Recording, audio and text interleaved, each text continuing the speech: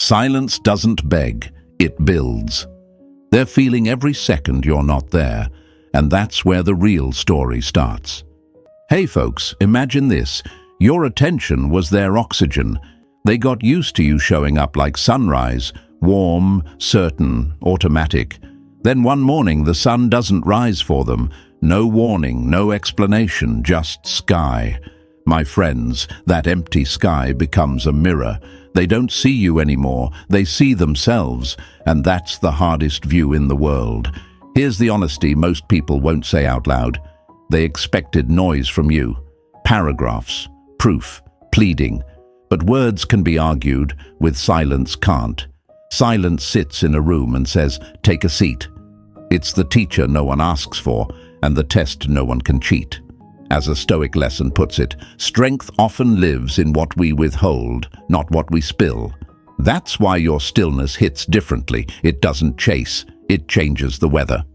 Picture this, folks. You were a lighthouse in a storm, beaming all night so they could drift wherever they wanted and still find the shore. Then one night, click, light off, not out of spite, out of self-respect. Now they have to learn the ocean. Waves get bigger when attention gets smaller, and their mind, oh, it starts writing stories. They must be waiting. Day 2, they're busy. Day 5, hold on, are they actually done? Day 10, the imagination turns into a horror movie that you didn't even direct, a little fun truth. Popcorn tastes different when you're the one on the screen. Let's break a few lies they loved and maybe you believed. Lie 1. If you don't explain, they'll never understand. Truth. Explaining only teaches people your boundaries are negotiable. Lie 2. Silence makes you look weak. Truth. Needing the last word advertises need, not strength. Lie 3. They'll forget you if you go quiet. Truth. People forget noise. They do not forget standards. What you allow is what you teach, as the saying goes, and you're done teaching the wrong class. My friends, your absence is not a tantrum, it's a tactic. It starves the ego food, the pings, the reactions, the reassurance that kept them comfy. It tells the truth without a single syllable. I am not here to audition for a part I already played too well, and yes, it will be hard for a few days. Your heart will want to send just one message. Your ego will want to say, just so you know. Breathe, drink water, take a walk. Journal the sentence, what I refuse to carry into my future. Give your nervous system a job your thumbs can't do. Another picture for you. Think of your life as a clean room with soft light. Your peace is the thermostat. Every time you don't react, you turn the temperature back to calm. Every time you choose discipline over drama, you repaint the walls. You're not punishing anyone, you're renovating yourself. And renovation is messy for a moment, beautiful for a lifetime. So here's our tone for today. Kind, firm, forward. No rage posts, no bait bites, just composure that says, I'm busy building. As one more quote to carry in your pocket, the quiet mind moves mountain-sized decisions one small step at a time. That small step is you today, letting your stillness speak for you. Drop this in the comments to lock it in. Quiet is power. Hit like, subscribe, and stay with me, because the next moves are where your calm becomes unstoppable. Number 1. The signal they didn't expect. They didn't hear your silence, they felt it. Picture this, my friends. They were used to you being the emergency generator that kicked on the moment the lights flickered. Every time the power went out, you hummed back to life, texting first, explaining more, soothing faster. Then one day, the generator doesn't start. Not because it's broken, because you finally pulled the plug. The house is quiet. The mirrors are honest, and they're standing in the dark with only their thoughts for company. Here's the hard truth they never prepared for. Your reaction was their rhythm. Your replies were the drum they danced to. When you stop, it's not just quiet, it's a lost beat. They refresh. Nothing. They post a harmless joke. Nothing. They like an old picture at 2:11 a.m. to make your phone glow. Still nothing. The silence isn't blank, it's a verdict. As one Stoic lesson reminds us, strength often lives in what we withhold, not what we spill. Now let's walk into their mind, because this is where it gets real. First question, are they just busy? Then, are they upset? Then the fear that tightens the chest, are they done? The ego hates question marks, so it writes stories to make itself feel safe. They're playing hard to get. They'll fold by Friday. They always fold. But Friday arrives with no message, and their certainty starts to sweat. The mind isn't kind when it has to write the ending alone. It fills the empty page with worst-case scenes you didn't even direct. You laughing without them, you healing without them, you replacing what they took for granted. Here's why your quiet feels like exposure to them. Your words used to cushion their choices. Explanations padded the fall. Apologies softened the edges, but your stillness removes the padding, and suddenly every sharp corner of their behavior shows. Stillness is a mirror, and mirrors don't negotiate. They have to look at how they treated you when they believed you'd always return. That's not punishment. That's playback. Do not explain your philosophy, embody it. You're done explaining, you're living it. Let's break the lies that kept you stuck. Lie 1. If I don't explain, they won't understand me. Truth. Explaining trains them to expect access on demand. It teaches them your boundaries are optional. Lie 2. If I stay quiet, I look weak. Truth. Needing the last word is the billboard of need. Real strength is a closed mouth paired with a calibrated life. Lie 3. If I don't reach out, they'll move on and forget me. Truth. People forget noise. They do not forget standards. Your standard is the new story. Why is this so hard for you right now? Because your nervous system was conditioned to chase relief, not respect. Relief says, send one message and the anxiety will calm down. Respect says, hold the line and your life will calm down. Relief wants the next 5 minutes easy. Respect wants the next 5 years to be peaceful. That's the tug of war inside you. And yes, the first 72 hours are the itch period. The just one text storm, breathe through it. Pour water, take a walk. Put the phone in another room for an hour. Write this sentence in a notebook until your hand memorizes it. I will not buy short-term relief with long-term regret. Another picture for you. Think of your attention as premium fuel. Every time you poured it into chaos, the engine sputtered and backfired, and somehow you kept pumping. Now you're finally refilling your own tank. They're staring at the pump, wondering why their car won't start. It won't start because you're not funding their detours anymore. And guess what? That's not cruel. That's correct. Self-respect isn't a punishment. It's a permission slip you write for your future. They will test. Expect the accidental run-ins, the vague posts, the mutual friend check-ins, the sudden crisis only you used to handle. All bait is a simple question in disguise. Do I still control your temperature? Your answer is not a speech. It's your thermostat. Keep it calm. No panic, no freezing avoidance. Calm. A simple line of contact is unavoidable. I'm unavailable now. Not a dagger, not a door, just a lock. If they're serious, they'll knock in daylight with clarity. If they're not, the night will keep them company. And yes, they feel your absence. It lands in the small places, when they reach for their phone at red lights, when a song you once sent plays in public, when a joke hits, and they realize you're no longer the first person they want to tell regret is slow, but it's heavy when it arrives. It carries scenes. The mornings you showed up, the nights you stayed, the times you stitched what they tore, they'll call it nostalgia. It's really accounting. You didn't vanish, you balanced the books. But what if I'm wrong about them, you ask? Consider this. If they needed your silence to start respecting you, the foundation was already cracked. Respect that begins only after deprivation is not respect. It's withdrawal. You're not here to manage someone's withdrawal from your attention. You're here to manage your return to yourself. A line to anchor your spine. Not every knock deserves a door. Let your life be the filter. Train, read, hydrate, sleep like you mean it. Clean your space, sharpen your style. Don't broadcast the renovation, become it. Real upgrades echo without microphones. When they look over, they should see someone whose peace doesn't need their permission. That image will say everything you don't.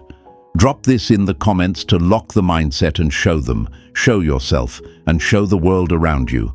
I choose myself. Stay with me. Next, we'll map how their curiosity turns into fear and how your calm becomes unshakable. Number 2, the narrative machine. Silence doesn't leave blanks. It makes them write the truth. Imagine their mind like a late-night newsroom, lights buzzing, papers flying, editors arguing with themselves about headlines that don't exist yet. Your absence comes in like a power outage. Everything freezes, then the emergency lights flick on, and now the only thing left to work with is memory. That's when the narrative machine starts grinding. Day 1, they label your quiet as mood. Day 3, they call it strategy. Day 7, it's no longer a label, it's a possibility, and possibilities are louder than any message you could have sent. They begin with safe questions. Are you busy? Are you cooling off? Are you waiting for them to lead? When those questions don't land, the unsafe ones creep in. Are you happier now? Are you sleeping better without the constant arguments? Are you finally realizing what they refuse to see? The human mind hates uncertainty. It will trade almost anything, pride, logic, peace, for a story that feels certain. But your silence denies them the easy ending. They have to pick up the pen and write it alone, and the hand that writes alone tends to confess more than it intended. They will check the places that used to feed them, your online times, your circles, your habits. If you were the sunrise that always came with a message, they're standing at the window at 5:59, 6:04, 6:17, and nothing paints the sky. It's not that you disappeared, it's that you stopped being predictable. Predictability was their cushion. Your stillness takes the cushion away, and now even soft truths feel like hard floors. Why do they think like this? Because they were calibrated to your reaction. Your replies played background music to their choices. Reactivity is an instrument, and you used to play it well. When you put it down, they start hearing the room, the echoes, the empty chairs, the last sentences they said too sharply. That's exposure. That's why quiet feels like a mirror turned on with high brightness. It reflects what the noise used to hide. They will try to rename what you're doing. They'll call it pettiness, punishment, manipulation. But the old Stoic lesson still holds. Don't explain your philosophy, embody it. You're not punishing, you're practicing, not controlling, calibrating, not withholding love, withholding access to your energy until respect is real and consistent. This is what unsettles them. For the first time, their feelings don't pull your strings. The marionette stands up, sees the wires, and walks out of the theater. Let's break the lies that fuel the narrative machine. The first lie says you owe them closure simply because they have questions. The truth is, closure is earned by clarity during, not demanded after. The second lie says silence is immature, words are adult. The truth is, words without change are costumes. Silence with change is character. The third lie says the one who speaks last wins. The truth is, the one who lives better wins, and they rarely announce it. Fear turns their curiosity into motion. Maybe they like an old picture, comment on a friend's post you'll see, send a neutral "hey" as if the past isn't in the room. These are probes, not apologies. You don't need to strike back. You only need to stay steady. A storm is loud because it's losing shape. The ocean that swallows storms says nothing at all. Your job is to be the ocean. A line you can keep in your pocket if contact becomes unavoidable. I'm not available for that now. Not a performance, not a punishment, just a policy. Why is holding the line difficult? Because your nervous system remembers the coin flip. Talk now, feel okay now. Don't talk, feel anxious now. That's the trap. Short-term relief versus long-term peace. You are retraining your body to crave clarity more than comfort. That shaking in your hands, that itch to send an explanation, that's just old wiring asking for one last spin. Breathe, take a walk, drink water slowly, write one sentence until it feels like a spine. I choose respect over relief. Here's a picture to anchor you. Think of your life as a library. For years, anyone could wander in at 2 a.m., pull books off shelves, drop coffee on the pages, and leave the lights on. Your silence is the new policy sign at the door. Hours posted, sections labeled, checkouts tracked, returns required. Watch how the tone changes when rules arrive. The ones who came to study will stay. The ones who came to spill will vanish without you lifting a finger. Librarians don't debate with mess. They file, restore, protect, be the librarian of your own peace. They will feel the clock differently now. Minutes used to be cheap because they believed you'd always spend yours on them. Your absence makes time expensive. Suddenly, every memory is a receipt. The morning you forgave, the night you carried both sides of the conversation, the season you tried to save what they were casually burning. Regret knocks softly at first, then it brings luggage. And if they come back, you are not required to be the narrator they remember. You don't have to defend your quiet or perform your growth. Let your life be the language, calm posture, clean schedule, clear answers. If they ask what changed, you can smile and say, I started living like my peace was mine to protect. If they truly changed, they'll meet you at that level. If they don't, the narrative machine will try to spin again. You don't fix machines that were designed to drain you. You unplug them. End this section with a breath and a promise to yourself. You are not here to win an argument in their head. You are here to win your life back. Put this in the comments to lock it in and show them, show yourself, show the world around you. I choose respect. Stay with me. The next part exposes how curiosity hardens into fear and why your steady calm is the one force they can't rehearse against. Number 3. Ego versus mirror. Stillness is the mirror that exposes what noise was hiding. They once loved you explaining. Explanations padded their ego like bubble wrap. No sharp edges, no loud thuds, always a soft landing. Then you went quiet, and suddenly every choice they made lands with its real weight. My friends, your silence didn't turn you cold, it turned the lights on. And under honest light, ego stops looking like confidence and starts looking like a costume. Picture a dressing room after the show. Glitter on the floor, makeup wipes in the sink, costumes slumped on hangers. That was your old dynamic. Performance after performance, you cleaning the stage so the next act could start on time. Now the curtain never rises. No script, no cues, no applause. They're left with a mirror that doesn't blink. It plays back the lines they threw, the promises they borrowed but never paid back, the scenes where you carried both your role and theirs. That mirror doesn't negotiate, it just reflects. Why does your quiet feel so dangerous to them? Because ego thrives on reaction. When you explain, they feel central. When you protest, they feel powerful. When you chase, they feel chosen. But when you sit still, ego loses its audience. And without audience, ego is just someone talking to an empty room. They will try to rename what you're doing, aloof, petty, too stoic. Let them rename it. Names don't change laws. The law at work is simple. Self-respect recalibrates every room you enter, even when you enter with nothing but calm. They will cycle through defenses. First, minimization. It wasn't that deep. Then projection. You're the one playing games. Then revision. We both made mistakes, which sounds fair but smuggles in a false equal split of weight. Your stillness won't fight those sentences. It will outlast them. As the old lesson goes, do not explain your values. Enforce them with your absence. You are not arguing for your worth. You are living as if it is non-refundable. Let's break the lies that make this part slippery. Lie 1.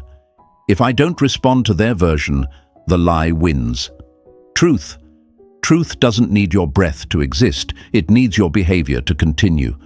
If they're committed to a story, your paragraph won't unwrite it. Your pattern will. Lie 2. If I forgive quickly, it proves I've evolved. Truth. Quick forgiveness without changed conditions is not evolution, it's evasion. Lie 3. If I stay, we can get back to who we were. Truth. The old we required you to disappear a little each week.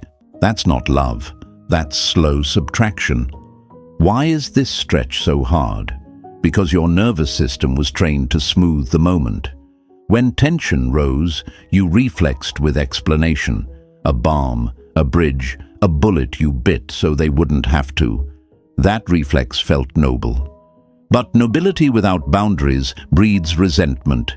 You're untraining that reflex now. Expect shakes, expect heavy lungs, expect the urge to write one clarifying message. Breathe. Put your hand on your chest and say, calm is earned. Sip water. Stand in a doorway and feel both frames. You used to stand in the doorway for them. Now you stand there for you. A fresh picture to anchor you. Think of your attention as theater lights. For years you spotlighted them at center stage, even when they missed their lines. You dimmed yourself so they'd glow. Now, the board resets. Your light returns home. Their ego, used to warm beams and front row seats, must face the aisles. No plot, no props. Just that mirror. They're not angry at silence. They're rattled by what silence reveals. Ego is allergic to exposure. It swells, blames, bargains. Don't take antihistamine. Let the reaction show them where the poison lives. If they approach, watch the content and the container. Content, words, container, tone, timing, consistency. Ego gives flowers at midnight and thorns at noon. The character shows up at noon with a plan, at 6 with follow-through, and again next week without a reminder. You don't need to quiz them, reality will. Your task is to keep your nervous system from mistaking intensity for intention. Intensity is fireworks, loud, brief, pretty. Intention is the sunrise, quiet, daily, undeniable. They may say, I didn't know you felt this strongly. That sentence is a confession. They didn't know because you were busy translating your pain into palatable updates. Strong boundaries sound sudden to people who benefited from your gradual erosion. Let it sound sudden. You're not surprising them. You're stopping the surprises that kept wounding you. Expect their friends or mutuals to float both sides' messages, gentle pressure to soften your stance. Remember, peace built on pressure is just a pause before the next collapse. You don't need to counter-argue. A simple, steady line carries more power than a thesis. I need calm, clarity, and consistency, nothing less. Say it once, to yourself, to the mirror, to the page, until your body recognizes it as home. Will they ever see the mirror and grow? Some will. Ego can molt. Pride can learn to breathe different air. But your role isn't to tutor their ego through the lesson. Your role is to keep your room bright enough that only people comfortable with clarity stay. That means standards you can measure, not vibes you can rationalize, calm schedules. Clear replies, clean exits when respect glitches twice. If you slip and send the paragraph, don't spiral. You're not ruined, you're learning. Note the trigger. Lonely evening, old song, a photo memory, and build a small ritual for next time. A glass of water, a hallway walk, a timer for 10 minutes of nothing. In those 10 minutes, the urge often shows itself as what it is: fear dressed as urgency. You're not late, you're just early to your new life. End here with a spine-straightening truth. You didn't become cold, you became correctly warm toward yourself first. When you honor that warmth, the mirror stops feeling like a threat and starts feeling like a friend. Let it show you what to keep. Let it show them what to change. And if they can't handle the brightness, that's not your dimmer switch to manage. Drop this in the comments to lock it in and show them, show yourself, and show the world around you. I honor clarity. Stay with me. Next, we'll step into the bait arena and I'll show you how to spot every trap without losing your calm. Number 4. The bait phase: tests, traps, and why you don't bite. Not every knock deserves a door, and not every ping deserves a pulse. Here's where the game turns from quiet to calculated. When your absence doesn't crack in the first few days, they don't accept it, they test it. Think of this phase like walking through a carnival of old habits: bright lights, familiar sounds, and rigged games promising just one try.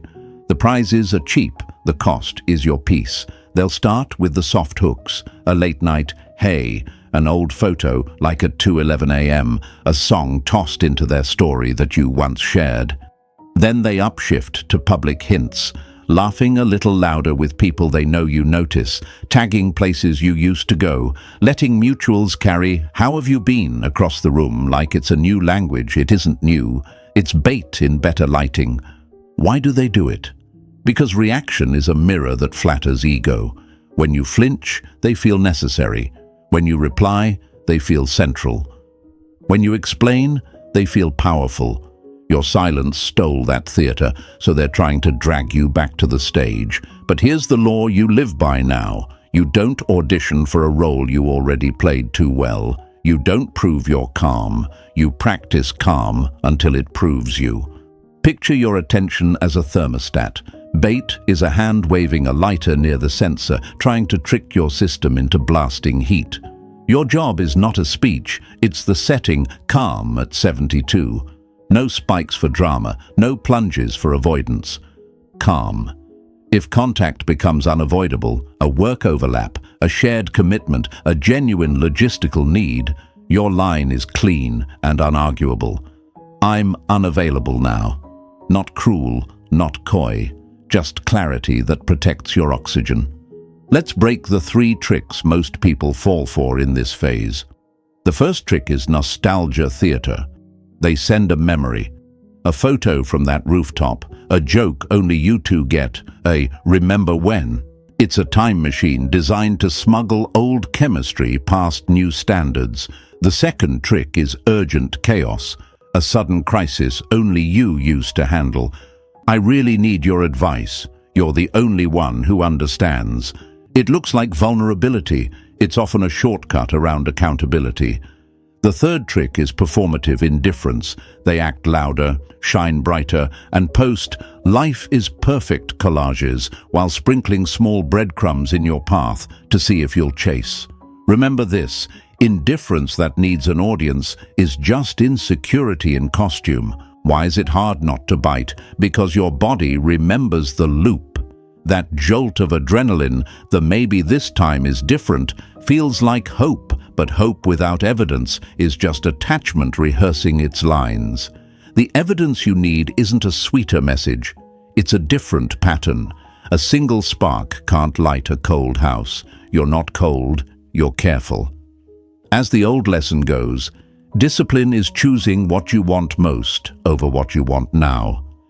What you want most is peace. You don't need to babysit.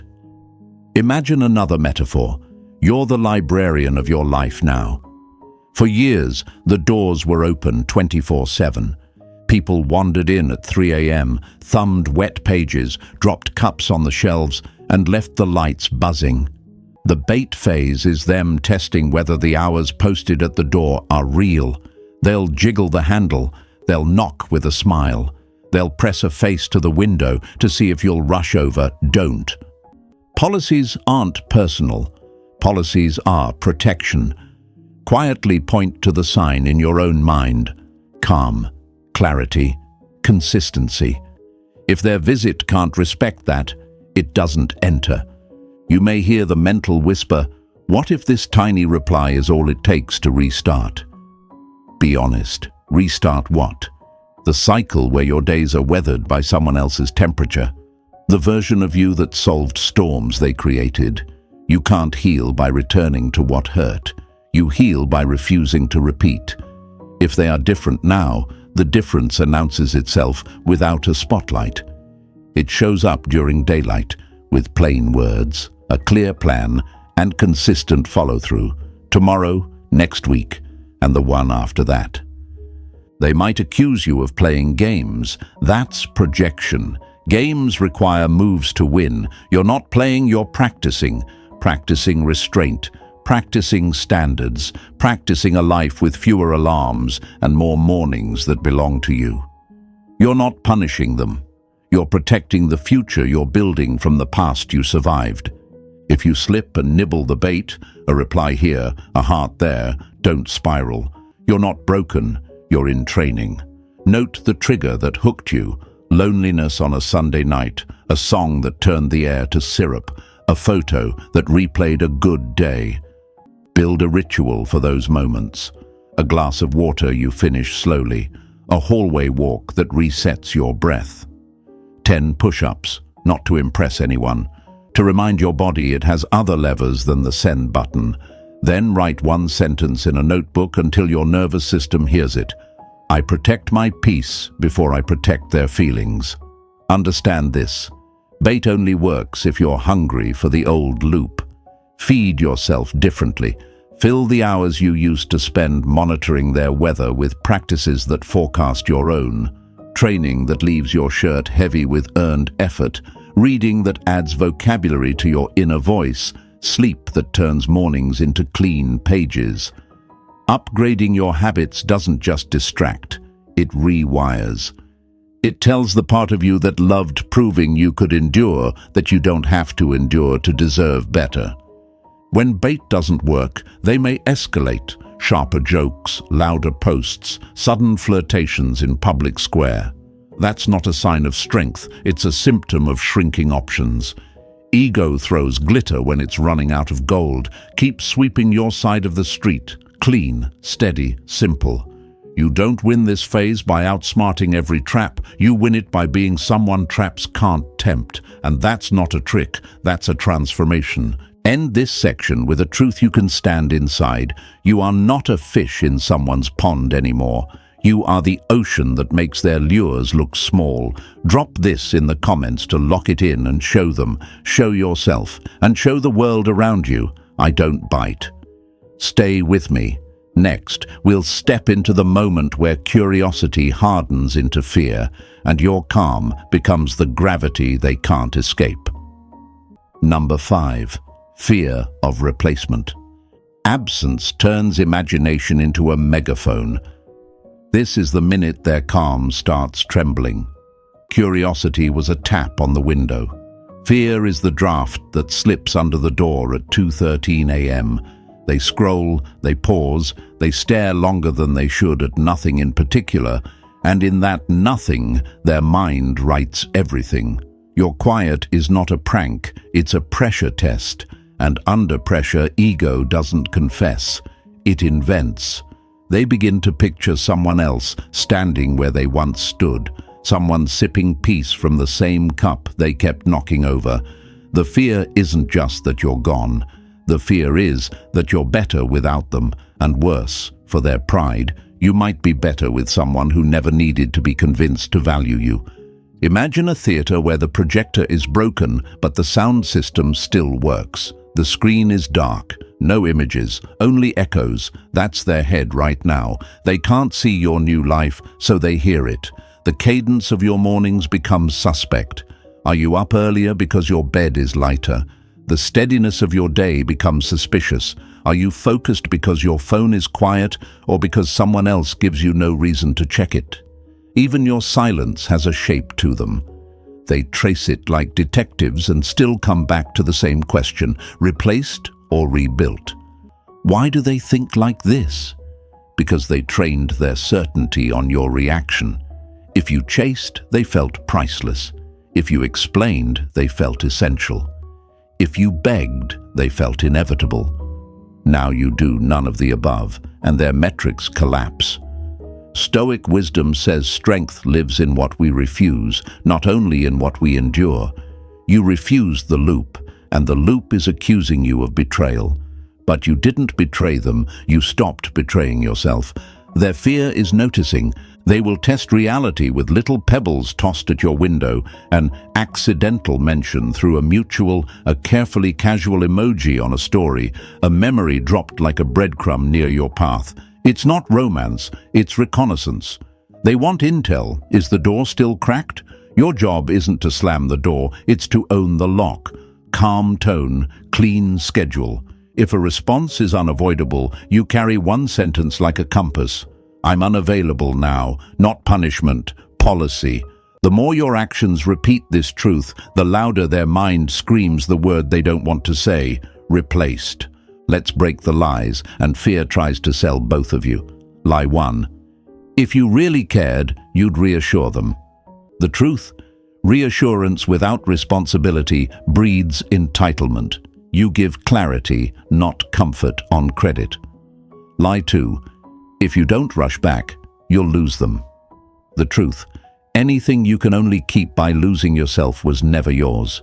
It was your labor. Lie 3. If someone new notices you, you're being petty. The truth. Becoming visible to yourself is not pettiness, it's progress. Visibility is the opposite of vanishing. They may posture louder online, perform happier, or flirt publicly where you can see it. Understand the physics. Objects that fear orbit loss start spinning faster. Speed is not stability.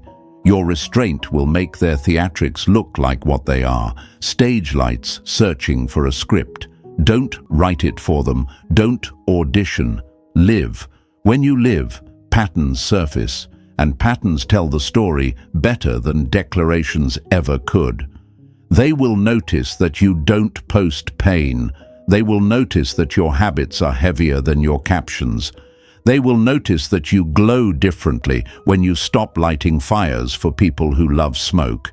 Here's a simple picture, my friends. Think of attention like sunlight through a window. For a long time, you tilted the blinds toward their plant and watched yourself wilt. Now you tilt them back to your side. Their leaves droop, and they call you cold. You're not cold, you're correct. Healthy light isn't an apology, it's alignment. And yes, they feel it. Every second the room stops revolving around their shadow.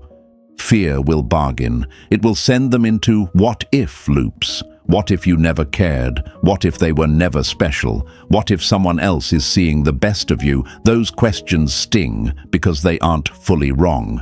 You did care, maybe too much. They were special until they asked your love to do what only their character could, and someone will see the best of you, the version of you you fought to become while no one was clapping. That someone must be you first. Anything else is a bonus, not a rescue. If they reach out with the foggy lines, miss your energy, been thinking, hope you're good. Hear the absence inside the words. Missing your energy is not the same as honoring your standards. Thinking is not changing. Hoping you're good is not making you safe. You don't need to be cruel, you need to be clear. You can wish them well and still wish yourself away. You can bless from the boundary. As one old lesson puts it, not every knock deserves a door. Sometimes the kindest thing you can offer is a porch light and directions to their own house.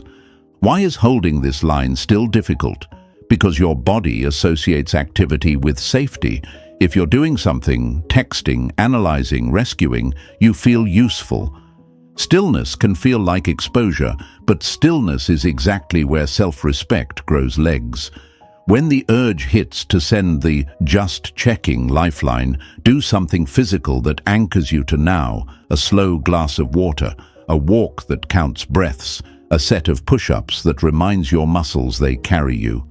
Write one sentence until it becomes the spine you lean on. I am not a replacement. I am a return to myself. If they truly change, you won't have to decode it. Change speaks plainly at noon, shows up on Tuesday, and repeats on Thursday. It knows the difference between I miss you and I will show up differently. Should you ever consider opening the door again, you are not inviting the past inside. You are interviewing the present. Questions are simple. What did you learn? What will you do? How will I know? Answers are simpler. Time. End with this truth you can carry like a coin in your pocket. You are not an option on their shelf. You are a standard in your own life. Fear of replacement is their storm to survive. Your task is the weather you keep. Drop this in the comments to lock it in and show them. Show yourself and show the world around you. I am my return. Stay with me. Next, we'll step into the regret sequence, where memory rewrites and pride starts paying the bill it kept handing to you. Number 6. The regret sequence. Regret walks in quietly, but it never leaves empty-handed. This is where the film in their head stops being action and turns into accounting. My friends, regret doesn't kick the door. It finds you in the kitchen at midnight, in a parking lot after a song, in that long pause before sleep. Your silence gave them a mirror. Regret makes them watch the replay. They scroll back through scenes they once skimmed, the time you forgave what bruised you, the night you stayed up fixing a problem they created, the morning you chose compassion when pride would have been easier. Back then, they called it you being dramatic or you overthinking. Now the captions have changed. Now the audio is loud. Picture a ledger on a table, columns for what was given, what was taken, what was wasted. For a long time you kept the receipts, hoping they'd ask to see them. They never did.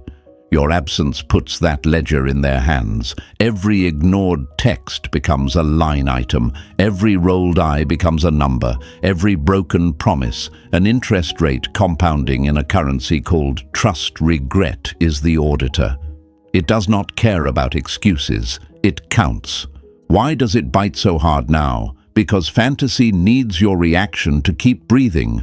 Without it, reality arrives. They told themselves you'd always return, because you always did. Then one day, you didn't. That single choice breaks the oldest story they were telling. They can't leave me. The brain hates losing a myth. It looks for a replacement plot. Regret offers one. I had the best thing and taught them to feel like the worst. That thought is heavier than any paragraph you could ever send. They'll try to soothe the sting with watered-down lines. We both made mistakes. Timing was off. I wasn't ready. These are blankets that never warm a bed. Your silence doesn't argue. It exposes. A Stoic reminder. Do not debate reality. Demonstrate it. You're demonstrating by living a day that does not require their permission to feel clear. Regret feels that clarity like cold air after a crowded room. Let's break the lies. Regret will whisper to pull you back. Lie 1. If you answer kindly now, you can heal them. Truth. Kindness without conditions becomes fuel for the same cycle. Healing is a path they must choose, not a service you provide. Lie 2. If you forgive fast, the pain will pass faster. Truth. Fast forgiveness without changed behavior is a boomerang. You'll catch what you threw. Lie 3. You owe them closure. Truth. Closure is a receipt of honesty given during the story, not a discount demanded after the last chapter. What does regret look like in the wild? It looks like them rereading your old messages and finally understanding what you meant. It looks like sudden apologies that say, I miss you more than I'm different. It looks like gifts without commitments, big gestures without small consistency. It looks like remember when nostalgia disguised as growth. Nostalgia is a beautiful liar. It edits out the scene where you cried on the bathroom floor so they could feel better on the couch. Don't let a highlight reel sell you an old season. You might hear from mutuals. They've been low. They talk about you. They know they messed up. Good. Knowing isn't changing. Everyone knows a gym exists. Not everyone trains regret has to lift differently to count. That means plans shown in daylight, boundaries honored without negotiation, effort repeated on boring Tuesdays, not just passionate midnights intensity as fireworks, loud and gone. Intention is the sunrise, quiet and back tomorrow. Why is this sequence dangerous for you too? Because your heart is generous and your memory is selective. You'll remember the softness, the laughter, the firsts. You'll forget the knots in your stomach, the way your voice went small, the calendar you learned to read like a storm map. When the urge hits to rescue both of you from discomfort, stop, sit with the clean pain of absence instead of running back to the dirty pain of disrespect. One heals you, the other rehearses you. Another metaphor to hold. Imagine your life as a house you've been renovating. For years you let them track mud through the halls while you apologized to the carpet. Now the floors are finally clean, the paint is dry, the air smells like new. Regret will knock while holding flowers. Flowers can be lovely, mud is not. If you open the door, you're not wrong, you're responsible. Say yes only if they arrive with clean shoes, a plan for the porch, and respect for the rules posted by the door. Calm tone, clear plans, consistent action. Everything else is petals on top of puddles. If you slip, if you answer a message that didn't deserve you, don't spiral. You're not failing, you're fine-tuning. Note the trigger. Lonely Sunday, old playlist, a picture that reopened a window. Build a ritual. Stand in the doorway and breathe, hands on both frames. Drink a full glass of water and read your standards out loud. Take a walk and count your steps to 300. Then write this line until it sits in your spine. I will not trade a peaceful future for a familiar past. Will they ever change? Some do. Regret can be a teacher if pride stops talking over it, but you're not their tutor. You're the guardian of your peace.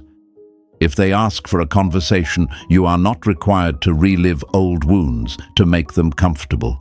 You can say, if we speak, it's to discuss new behavior, not rewrite old chapters. You can say, I wish you well, and mean it from a boundary you can hold a door without moving the house. Here's the quiet secret of the regret sequence. It's not really about them. It's about you learning to love the version of yourself that does not negotiate self-respect. It's about recognizing that your silence wasn't revenge, it was renovation. You didn't become harsh, you became accurate. You didn't stop caring, you stopped carrying what wasn't yours, and the people meant for you will feel that accuracy as safety, not threat. Lock this in with me. Your absence taught the lesson your presence couldn't. If they learn it, they'll show you. If they don't, life will show you someone who did. Either way, you rise. Drop this in the comments to seal it and show them, show yourself, show the world around you. I choose peace.